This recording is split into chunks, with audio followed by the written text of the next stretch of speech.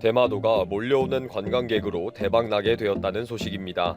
일본의 온라인 매체 데일리 신조에서 특별 기사로 하늘이 도왔다는데 알고 보니 정말 어이가 없는 내용입니다. 천국과 같은 아름다운 대마도를 보려고 전 세계에서 수많은 외국 관광객들이 몰려올 것이기 때문에 한국인들은 안 와도 괜찮다고 큰 소리를 치고 있습니다. 이에 대마도 관광협회와 호텔들도 바쁘게 움직이고 있다고 합니다.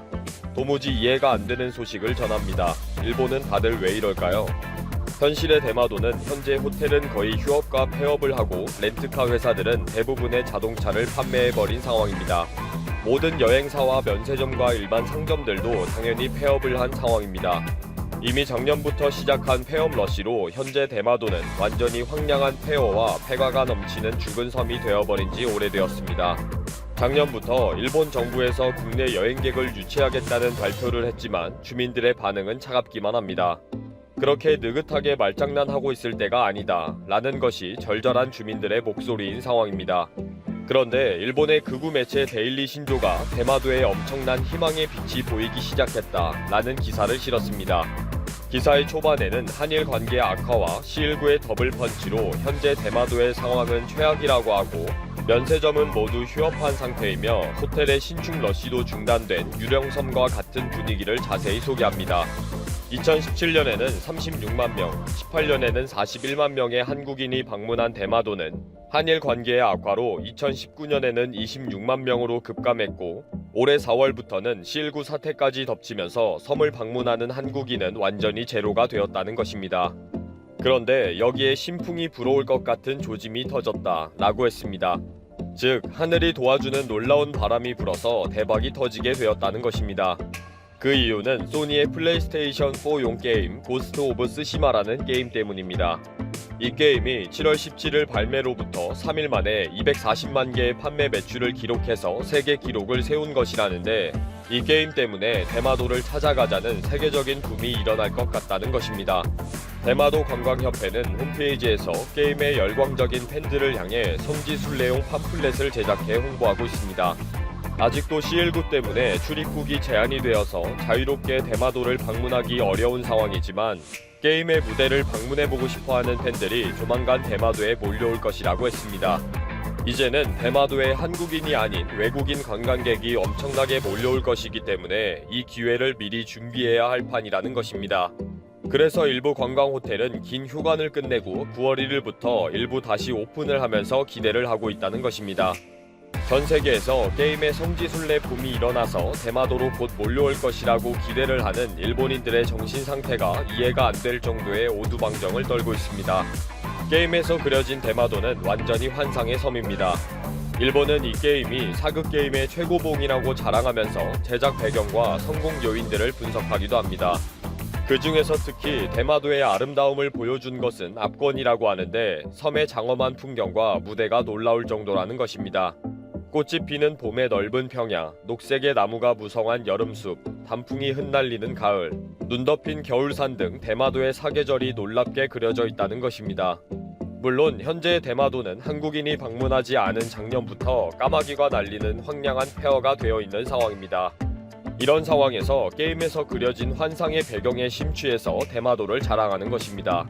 꿈속에 사는 비현실적인 몽상에 빠진 것이 아닌지 의심스러울 정도입니다. 이 게임이 일본 내에서 유명하기는 합니다. 일본에서는 실제 이 게임에 대한 관심이 상당히 높아서 치트키를 알려주는 게시판이나 사이트들이 활발하고 공략 가이드들이 공개되고 있습니다.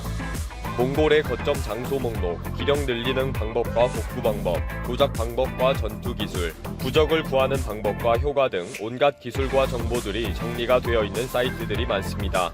한국에도 판매가 이루어지고 있습니다. 이 게임의 내용은 사카이 진이라는 주인공이 대마도에 침공한 몽골군을 물리치는 것입니다. 몽골군 장수인 코툰칸이 사무라이들을 무자비하게 처치하는 적군인데 끈질기고 쉽게 상대할 수 없는 적으로 나옵니다. 13세기 후반 몽골 제국은 일본 본토를 들어가기 위해 반드시 침몰시켜야 하는 섬이 대마도입니다. 몽골군의 공격을 받아서 수많은 사무라이들이 죽고 가문의 마지막 생존자인 사카이 진이 나서게 된다는 것입니다.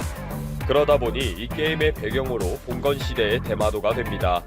사실 현재의 대마도와는 완전히 다른 배경으로 넓은 초원과 엄청난 지형 지물들이 등장합니다. 엄청나게 넓은 논과 밭이 보이는 것뿐 아니라 아프리카 초원과 같은 숲들이 배경으로 등장합니다. 평화롭고 아름다운 천국처럼 그려진 거죠.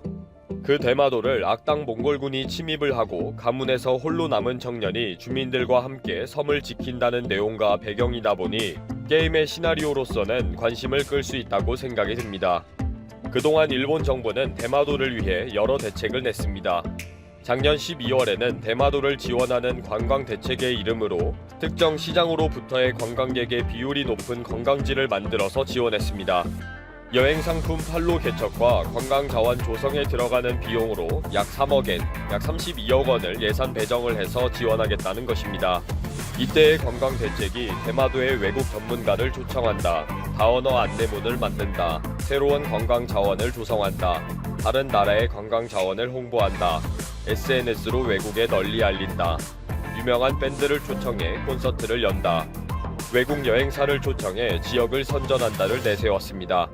물론 처음부터 말도 안 되는 대책이었기 때문에 32억 원만 어디로 들어가 버리고 언론과 대마도에는 폼 잡는 흉내만 내고 말았습니다. 아베 정부의 뭐 뚝딱 엉뚱한 것 하나 만들고 돈은 어디로 휙 사라져버리는 마술은 정말 세계 최고 수준일 정도입니다. 또 아베 정부의 대책은 개그 콘서트 그 자체이기도 합니다. 아베는 지난 2월에는 대마도 특별 대책을 발표했습니다. 한일 관계 악화 때문에 한국인 관광객이 급감한 대마도를 위해 특별 관광 쿠폰을 발행한 것입니다. 평소에 5,000엔으로 팔리던 대마도 관광 쿠폰을 특별히 3,000엔을 할인해서 2,000엔으로 판매한다는 것입니다. 쉽게 표현하면 5만원에 판매하던 쿠폰을 3만원 할인해 2만원에 판매할 것이니 이 기회를 놓치지 말고 비행기 타고 빨리 오라는 것입니다. 불티나게 팔릴 경우를 대비해서 대마도시에서는 일본 정부의 지원을 받아서 관련 사업비로 6천만엔, 한화 6억 5천만 원을 일반 회계 추경 예산안으로 확보했다고 합니다. 또 이 비용도 쿠폰 인쇄 비용과 홍보 비용 등으로 다 나가버리고 완전히 흐지부지 되어버렸습니다. 또 돈을 순식간에 날려버리는 신기한 마술을 보여준 것입니다.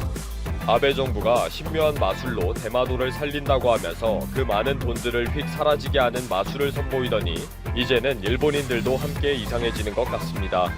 게임과 현실은 어디 하나 비슷한 구석은 눈 씻고 봐도 없는데 성지순례로 전 세계에서 비행기 타고 몰려온다니 도대체 왜들 이럴까요?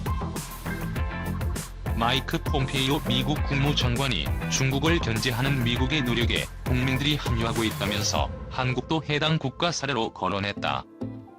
미국의 반중 전선 구축에 한국도 동참 대상이라는 인식을 내비친 것이다. 3일 미 국무부가 배포한 자료에 따르면 폼페이오 장관은 전날 백악관 국가안보회의 부부장관을 지낸 서베스 전 국화가 진행하는 프로그램에 출연해 이렇게 밝혔다. 그는 특히 중국이 오랫동안 미국을 뜯어먹었다며 트럼프 대통령은 미국이 이에 대응해야 한다고 인정한 첫 대통령이라고 언급했다. 이어 배가 방향을 틀기 시작했지만 아직 해야 할 일이 더 있다면서 우리는 다른 나라들이 미국에 합류하는 것을 보기 시작한다며 호주와 일본, 한국을 언급했다. 앞서 폼페이오 장관은 지난 1일 폭스뉴스에 출연해 중국 견제와 관련해 친구와 동맹을 갖는 것이 중심이라며 그것이 인도의 친구든 호주의 친구든 일본이나 한국의 친구든 나는 그들이 자신의 국민과 나라에 대한 위험을 알게 됐다고 생각한다고 강조했다. 그러면서 그들이 모든 전선에서 밀쳐내기 위해 미국과 협력하는 것을 볼 것이라고 장담했다. 미국은 반중 경제 블록인 경제번영 네트워크에 동맹의 동참을 주문해왔고 북대서양 조약기구 모형을 인도, 태평양 지역에 적용하는 아이디어도 나왔다. 스티븐 비건 국무부 부장관은 지난달 31일 미국과 인도, 일본, 호주 등 4개국이 최근 전염병 대행 사태 대응을 위해 한국과 베트남, 뉴질랜드까지 포함한 쿼드 플러스로 매주 논의해왔다고 소개했다. 이런 가운데 이수혁 주미대사는 이날 조지 워싱턴대 화상회담 행사에서 한미동맹의 미래에 대한 숙고에 있어 미국은 한국의 동맹이고 중국은 중요한 경제 파트너라는 점이 고려돼야 한다고 밝혔다. 이 대사는 한국이 미국의 안보적으로, 중국의 경제적으로 기대고 있는 상황에서 미중 갈등 고조에 따라 한국 정부의 위치 선정에 대한 첨예한 논쟁이 있다면서 안보와 경제가 같이 가야 한다고 강조했다. 아울러 미중 경쟁의 심화를 언급하고 우리는 한미동맹의 미래상에 대해 숙고해봐야 한다면서 그 과정에서 미국은 우리의 동맹이고 중국은 우리의 가장 큰 영내 무역 파트너 중 하나라는 사실. 미국과 중국의 갈등으로 한국 외교가 시험대에 올랐다. 즉 한국의 지정학적 특수성이 고려돼야 한다고 강조했다. 미국은 반중 블록에 한국을 끌어들이려 하는데 중국은 한미동맹의 틈을 벌리려고 하기 때문이다. 그런 만큼 누가 봐도 선택은 분명해 보이지만 문재인 정부는 어정쩡한 태도를 보일 때가 많다. 한국은 미국의 동맹이다. 그렇다 보니 중국은 한국을 미국이 주도하는 아시아 질서의 약한 고리로 여기는 듯하다. 최근에도 그런 오해를 부를 만한 일이 벌어졌다. 지난달 29일 밤에서 열린 미일 국방장관 회담과 그에 앞서 22일 열린 한중 고위급 외교안보 회담이 그런 사례다. 회담에선 북한과 중국의 위협 억제가 논의됐다. 당초 미국은 한미일 석자 국방장관 회담을 제안했다. 그런데 한국은 불참했다. 정경두 국방장관은 나중에 신종 코로나 바이러스 감염증 때문에 회의에 다녀오면 자가격리를 해야 해서 안 갔다는 옹색한 해명을 한 것으로 전해졌다. 그런데 이 회담이 열리기 일주일 전 서훈 국가안보실장은 부산을 찾은 양재츠 중국 외교 담당 정치국원과 4시간 넘게 회담했다. 우리 정부가 의도했든 아니든 한국이 미국과 일본을 멀리하고 중국과 가까워지는 모양새가 연출된 것이다. 코로나19 사태 후 첫 중국 고위급 인사의 방한이었다. 지난해 한일 수출 통제 갈등 때 우리 정부가 한일 군사 정보 보호 협정을 파기했을 때도 미관계와 민간 사이에선 중국과 러시아, 북한만 좋은 일이란 격앙된 반응이 이어졌다. 도널드 트럼프 미행 정부가 중국 견제를 위해 공을 들이고 있는 인도 태평양 전략과 경제 번영 네트워크에 대해서도 우리 정부는 뜨뜻미지근한 반응이다. 스티븐 비건 미 국무부 부장관은 지난달 31일 미인도 전략적 파트너십 포럼에서 미국, 일본, 호주, 인도로 구성된 일명 쿼드를 국제기구로 만들 뜻을 밝혔다. 또 한국, 베트남, 뉴질랜드까지 포함해 쿼드 플러스로 확대할 뜻도 시사했다. 쿼드는 트럼프 대통령이 2017년 11월 저다시아 순방 때 인도 태평양 전략이란 이름으로 공식화한 아시아 정책이다. 자유민주주의와 시장경제, 법의 지배, 항행의 자유를 공유하는 나라들을 묶어 중국의 세력 팽창을 막겠다는 구상이다. 일각에선 쿼드 플러스가 아시아판 나토가 될 수 있다고 본다. 쿼드가 외교안보에 초점을 맞추고 있다면 이 피해는 경제 쪽에서 중국의 영향력을 배제한 공급망을 짜려는 의도다. 문재인 정부는 대부분 서방 국가가 비판하는 중국의 홍콩 보안법 강행과 남중국해 영유권 주장 등에 대해서도 거의 목소리를 내지 않고 있다. 이는 중국과의 경제적 관계에 북한에 대한 중국의 발언권 등을 고려한 외교적 줄타기 측면이 있지만 일각에선 문재인 정부의 친중 성향과도 무관치 않다고 본다. 문 대통령은 취임 첫 해인 2017년 12월 베이징대 강연에서 중국을 높은 산봉우리로 비유하고 한국을 작은 나라로 칭하면서 그 꿈에 함께 하겠다고 해 논란이 됐다. 문제는 미국의 중국 대리기가 갈수록 세지고 있다는 점이다. 트럼프 행정부뿐 아니라 민주당 대선 후보 조 바이든도 정당 정책에서 집권하면 강력한 대중 압박 정책을 펴겠다고 예고했다. 이 때문에 한국이 중국 편을 드는 건 물론이고 전략적 모호성을 내세워 미중 사이에서 줄타기를 하기도 갈수록 어려워질 가능성이 크다. 이수혁 주미대사가 지난 6월 워싱턴 특파원 간담회에서 한국은 미국과 중국 사이에서 선택할 수 있는 나라라고 말한 적이 있다. 한국은 수십 년 전권위주의를 버리고 민주주의를 받아들였을 때 이미 어느 편에 설지 선택했다는 내용이었다. 이때 미 국무부는 이례적으로 논평을 냈다. 이 대사는 지난 3일 조지 워싱턴대 대담 행사에서도 한미 동맹의 미래상에는 중국이 중요한 경제 파트너라는 점이 고려돼야 한다고 말했다. 시간이 흐를수록 미국 내에서도 이런 분위기가 강해질 것이다.